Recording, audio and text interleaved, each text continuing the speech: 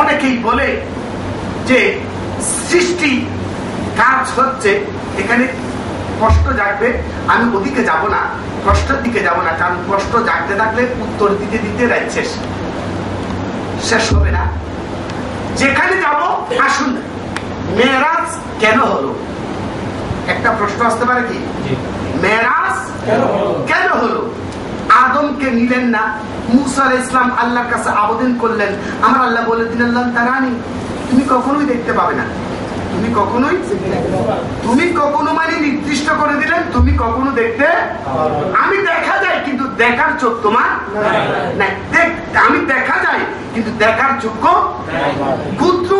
এই অনুগুলি এমনি আপনার হাতের মধ্যে আছে, এখানে আপনার শরীরের মধ্যে আছে, কিন্তু এগুলি আপনি দেখবেন না যতক্ষণ না পর্যন্ত পাওয়ারলেস আপনার হাতে না আসবে, ওটা দিয়ে না দেখেন এই ক্ষুদ্র চাইতে ক্ষুদ্র অনু আপনি দেখা সম্ভব না। তাহলে এই মেরাজুন নবীটা কেন আল্লাহ পাঠালেন? এক প্রশ্ন।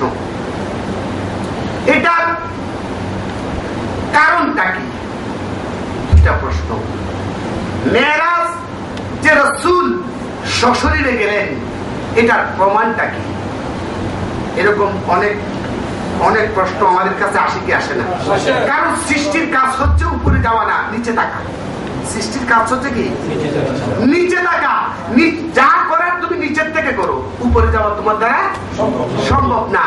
কিন্তু আমরা যদি বাস্তবিক পক্ষে দেখি যে সৃষ্টি যখন স্রষ্টার হয়ে যায়, খেয়াল করবেন আমার কথাগুলি, খেয়াল করবেন এবং আমি বললে আপনার উত্তরটা দেবেন। স্রষ্টার সৃষ্টি যখন স্রষ্টার হয়ে যায়, স্রষ্টা বলেন আমি তোমার হয়ে গেলাম। জোরে বলুন সুবহানাল্লাহ। অনেকেই বলে যে না, বান্দার এই পাওয়ারটা কখনোই হয় না, বান্দা উপরে যেতে পারে না, যেখানে আছে ওখানেই থাকতে হবে। বান্দার বাহনের প্রয়োজন হবে একটা জায়গা থেকে আরেকটা জায়গার মধ্যে যাওয়ার জন্য। আমি বাস্তব একটা দৃষ্টান্ত এখানে আমি উল্লেখ করতে চাই। এখানে নোয়াপাড়ার অনেক মানুষ আছে না? আল্লামা আব্দুর রশিদ রহমতুল্লাহ আলাইহি, যার ঘটনা আপনারা জানেন, আমাকে বলতে সংক্ষেপে বলতেছি যে আব্দুর রশিদ রহমতুল্লাহ আলাইহি ইন্তেকাল করেছেন 1986 ইংরেজিতে। কোন ইংরেজিতে? ঠিক কিনা? ঠিক আছে, 86 ইংরেজিতে ইন্তেকাল করলেন, দাফন হলো, তার কবর ফেটে গেল। আর এই কবর ফাটা কবরের মধ্যে তার লাশটা যেমনি ছিল তেমনি আছে। নয় আল্লামা নঈমুদ্দিন রহমতুল্লাহ, নঈমুদ্দিন মুফতি আবুল ফয়েজ রহমতুল্লাহ আলাইহির ছেলে, উনি বলতেছেন, এমনি আমার সিনিয়র, তারপরেও বড় ভাই বলে ডাকে, বলেন যে দাদা দেখলাম আমি সুরমা লাগিয়েছিলাম, তখন যে সুরমা যেমনি ছিল তেমনি তো আছে। নয় ওই সুরমার প্রতিটি কণা থেকে নূরের প্রতিচ্ছবি বের হচ্ছে।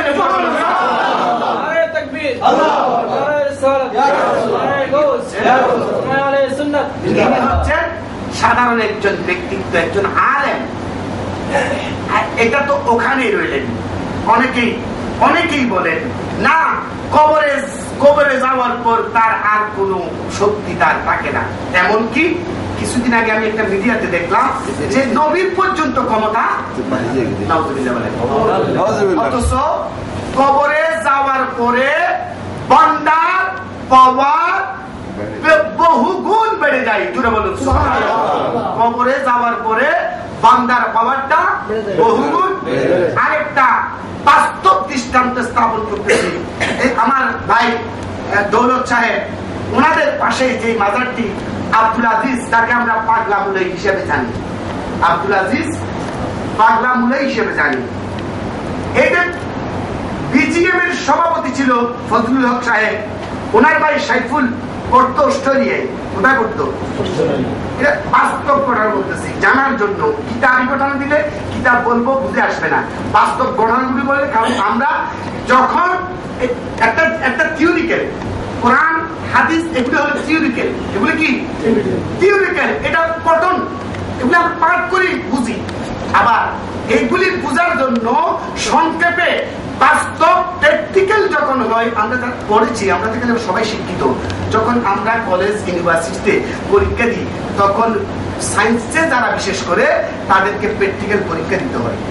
অর্থাৎ একটা জিনিস বোঝানোর জন্য একটা ব্যাংকে কেটে কেটে ওটার এই এই এই রোগটা এই রোগটা এইভাবে সবগুলো শিখানোর জন্য, কারণ এরা অদূর ভবিষ্যতে আমার আপনার শরীরকে টুকরা টুকরা করে আবার সেম জায়গায় ওখানে এনে ফিট করে আমাকে আবার চলার মতো করে দেবে।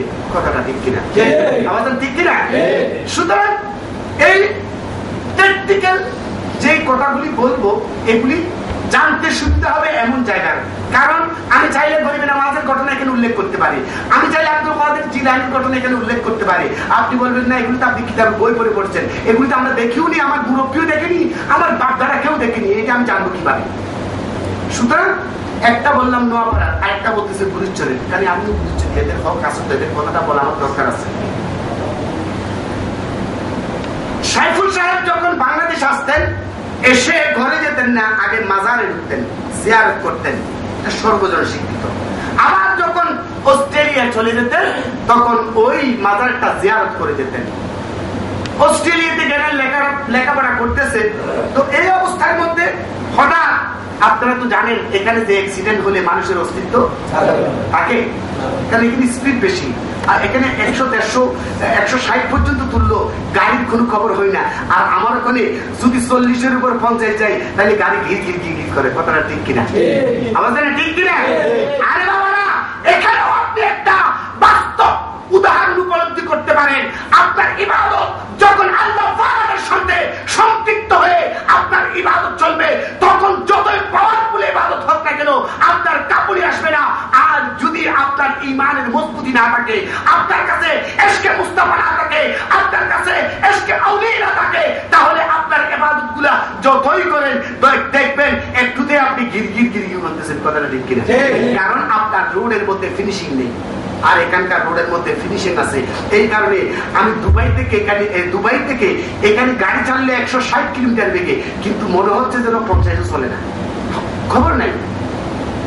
সুতরাং এজন্য আল্লাহ ওয়ালাদের সম্পৃক্ত ছাড়া কোনো উপায় নেই। কারণ আমার আপনার ঈমানকে হেফাজত করার জন্য, আমার ঈমান আপনার ঈমানকে রক্ষা করার জন্য এরাই হচ্ছেন আল্লাহ প্রদত্ত পাহারাদার, যাদের দিয়েছেন এরাই হচ্ছে আমাদের ছায়া।